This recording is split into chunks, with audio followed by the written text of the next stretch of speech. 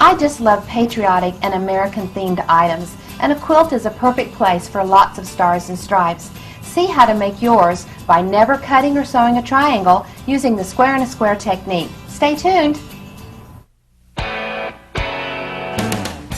Hi, I'm Jodi Barrows. I'm the author and creator of speed piecing techniques and cutting tools that we call the square and a square, and I will be your host for Perfecting Patchwork, where we mix a little quilt education with some Southern hospitality. Join us inside and see what we're working on today.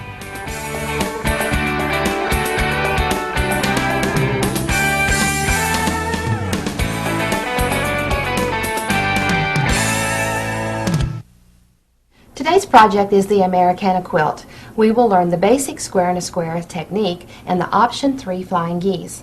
To get started, first of all, we need to make our basic square that is surrounded with strips that will in turn into these triangle points here for our star in our Stars and Stripes quilt.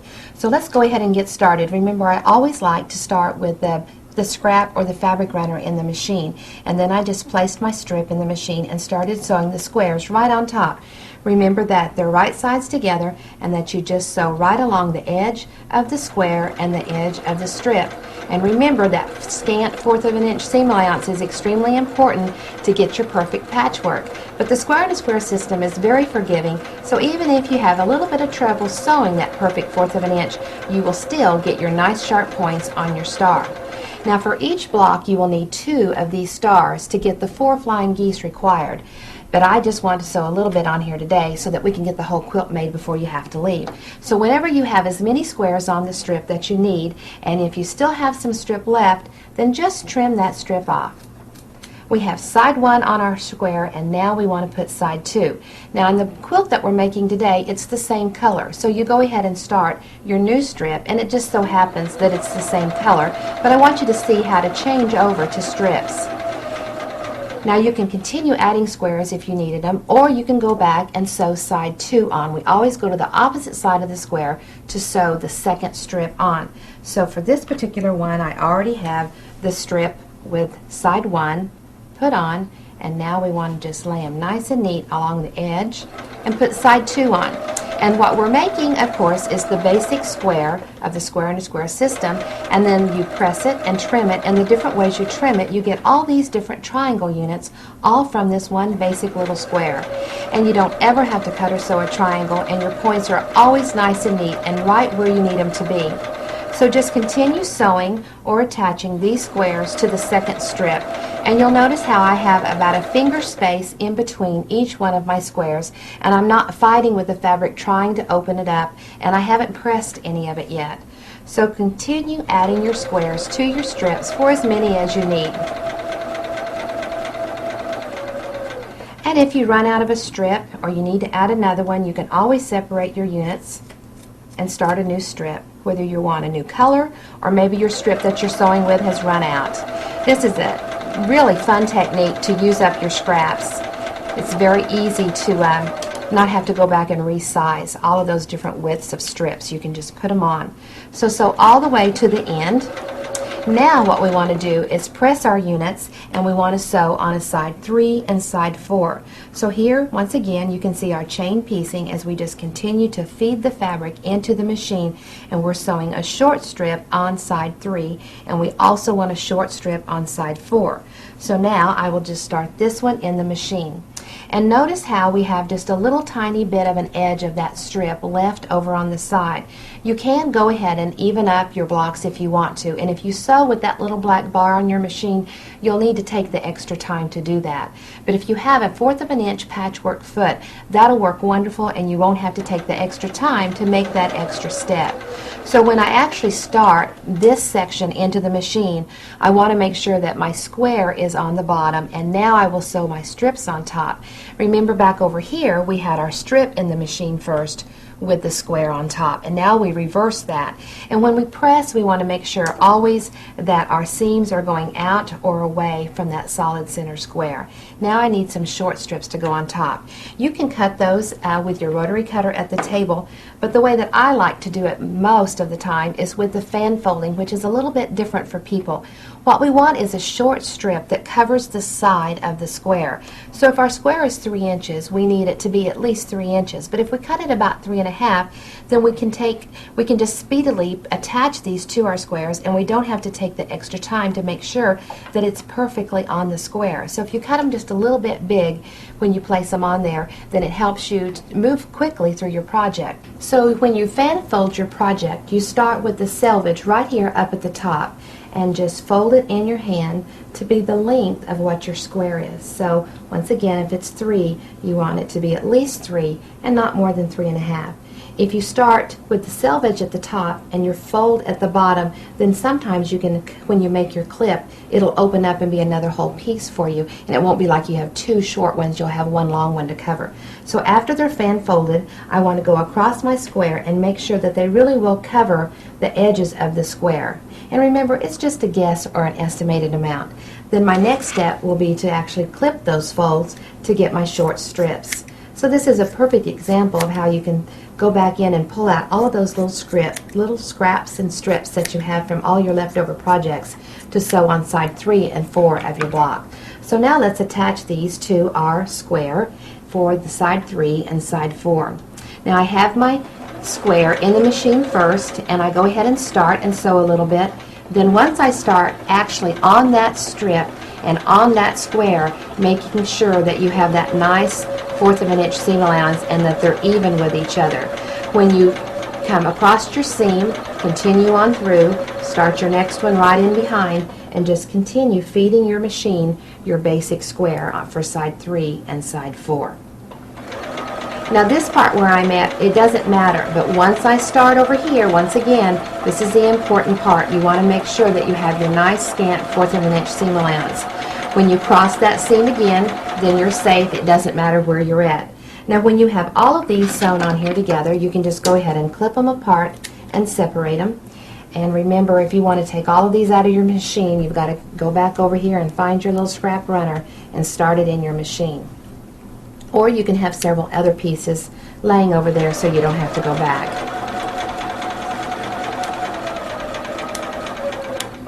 Okay, so now clip it off of your machine and bring it around, and you have all of side 3 and side 4. And you're ready to clip those apart, press them open, and you're ready to do your trimming for your option 3 flying geese. So let's go ahead and get that one set up here. And you'll do this for as many as you need. Remember that each star needs 2 flying geese. So here's our basic square and a square where we have a strip on each side. We have side 1 and 2 and side 3 and 4. And we want to trim these up so that they become our flying geese here on the sides of our square. Now the tool that we want to use today is the miniature or the small square and a square. It works just like the large one. It's just smaller and easier to handle when you have small projects that you're working on. So once again, you want to put the tip of the 90 right in the tip of the square. You want the black lines to go right over the seam, and you want this heavy grid line to just float or go right through the point. Depending on the size of your center square will determine where on this grid line that this corner lines up at. So it's not that it's supposed to be exactly at the start or stop of that line. Anywhere on the line will work. So after you have the 90 right in the tip, then you're ready to trim it up. And see how that leaves your perfect 1/4 of an inch off of the tip of that square. So you want to turn it and do the opposite side. Once again, putting the 90 right in the tip, black lines over the seam, and your grid line through the middle. And I have told students in class that if you put the weight of the ruler here at the heel of your hand and have your fingers lightly hold the edge, then your ruler doesn't wiggle as bad across those seams. So here's 2 sides with the 1/4 of an inch. Now the other 2 sides we want to trim right up to the tip. So go ahead and put the 90 right in there like you're used to doing, and then move over 2 more lines. So there's 1 and there's 2. And you want the end or the tip of the line to be right in the end or the tip of that sewn square underneath. Once again, you want your black lines right over your seam, and this time you move over a little bit, this grid line will float and go right through the opposite tip. So trim right up to the tip. Now it looks like that you're cutting off your seam allowance or that you haven't made any allowance for it to be there. But since we're going to cut this in half and get 2 flying geese, we have to move those points and we have to move that seam allowance. So it's all accounted for, and will be right where we need it to be. So now here's our block with the 1/4 of an inch left on 2 sides and trimmed right up to the tip on the other 2. The next step is to cut right through the middle. Now anytime you trim up to the tip, that is your clue or your hint that this is where you're going to cut through, that you'll dissect your block or separate it right through there. If you go the other way, your sizing won't be correct and your points and your seam allowance won't be correct. So I just lined the edge of the ruler right up through the tip here and here of the sewn block and made my cut with the rotary cutter. Then when you come away, there are your 2 perfect flying geese. And of course that's what we need here in the block. So see, out of 1 square you get 2 flying geese. So for each star you would need to have 2 squares to get the 4 flying geese required for each one. Now the next step in our quilt is actually assembling our stars and our stripes and putting them together to complete our quilt. So don't go too far, we'll be right back.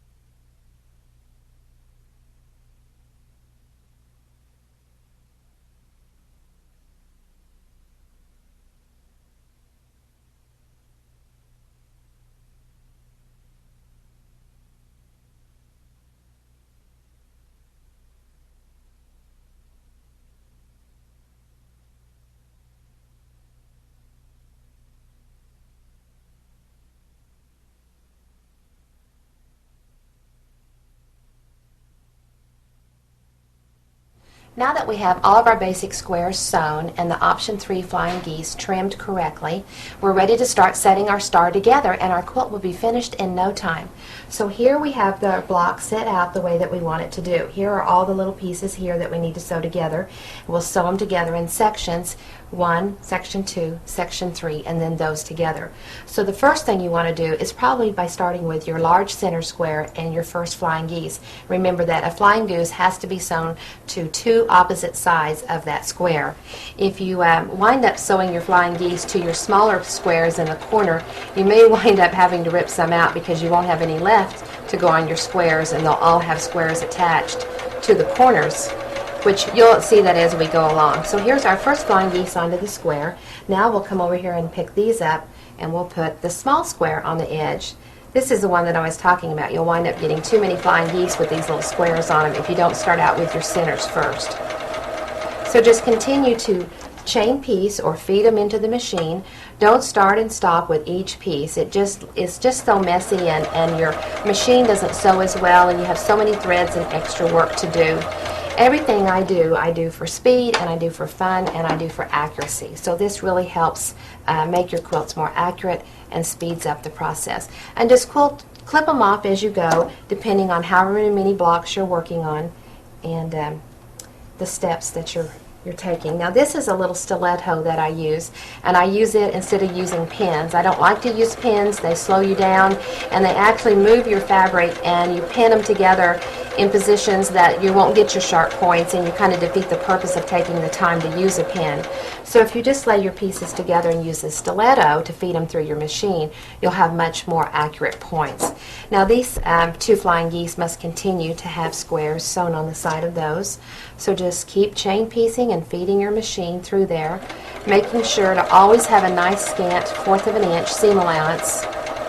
And you may need to practice with that. If you're on a new machine or have trouble with your blocks not turning out the correct sizes, then you probably most likely need to check your seam allowance on there. Okay, now we have all of these pieces sewn in there, and that little block will be complete.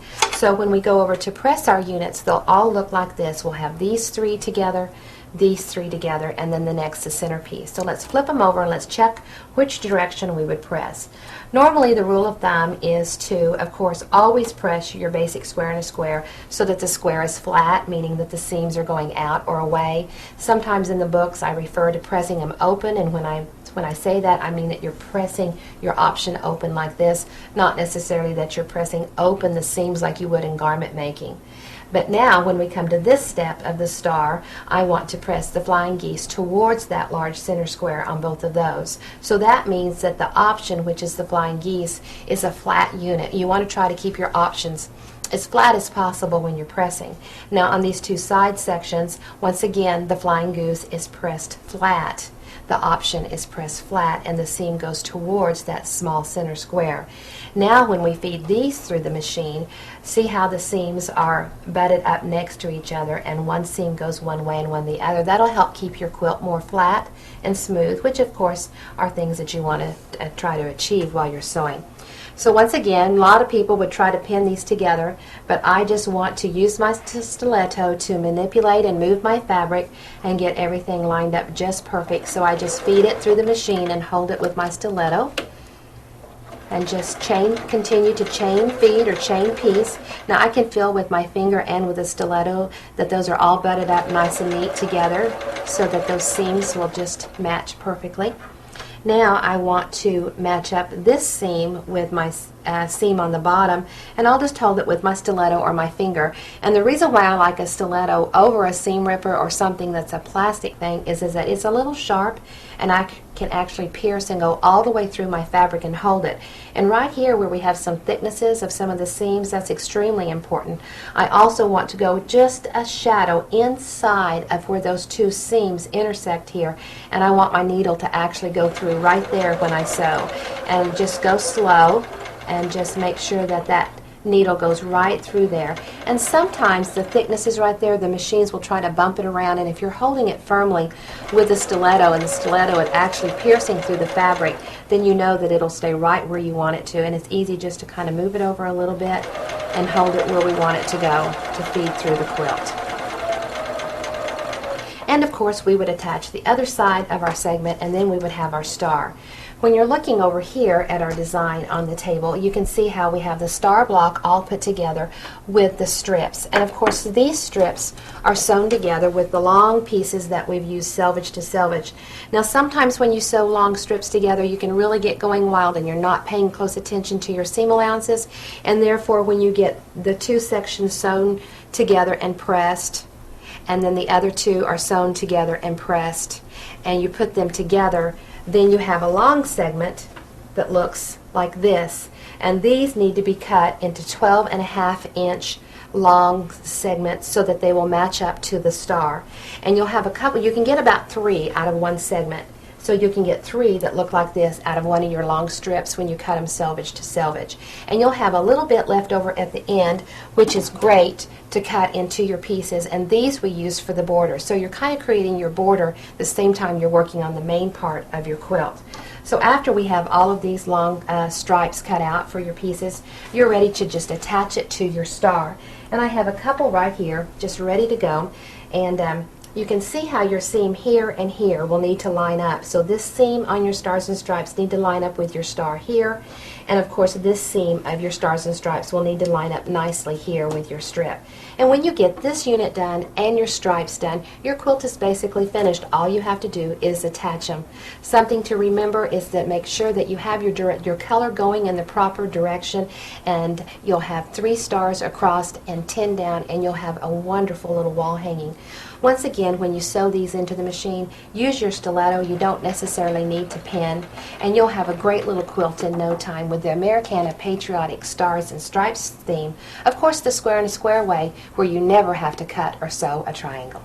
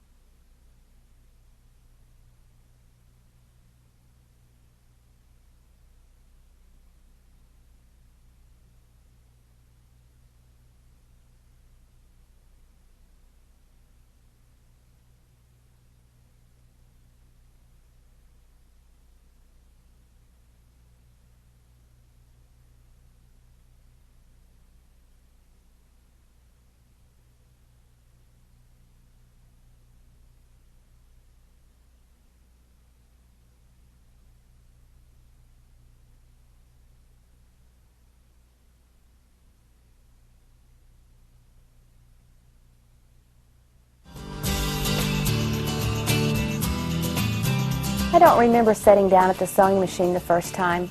It was just a way of life in our home. We grew up with a sewing machine and everyone's sewing. I've been sewing forever. I've been quilting for over 20 years, and in the process of that quilting, I discovered that the triangle units were frustrating in the quilts, and I loved the quilts with all of the stars. And I just thought there had to be a better way to create these quilts without all the hassle and the frustration of creating those triangle units. And in the process of that, I came up with the square and a square technique. And since I've been doing the square and a square technique, I have made more accurate quilts, more fun. And it's just so exciting to be able to create quilts that I normally couldn't have done using the square and a square technique. Now, the first 5 years that I quilted, I created 200 quilts, and that was the old way. And a lot of those I did for sales and for commissions, so I didn't wind up getting to keep them. But since I've been doing the square and a square technique, I have acquired a lot of quilts, and of course you get to see a lot of those in the books. But so many times people think, well, I only have 1 or 2 or 3 beds, and if I want to make more quilts, what will I do with those quilts? Well, I think that you can tell that the Living with Quilts section, you can see some really cool ways that you can live and decorate with your quilts.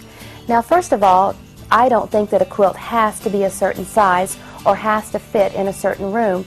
Lots of times we buy fabric just because we love that piece of fabric, and your friends will say, well, what are you going to do with that? Well, you don't know. You just want to add it to your stash, and it may be a long time before you come back to it to actually build the quilt that you're working on. But it's hard to get more if you decide that you want to make that a big size quilt for a bed. Lots of times I am either finished with a project because I'm tired and through working on it, or I've run out of fabric, and then that quilt is just whatever size that it turns out to be.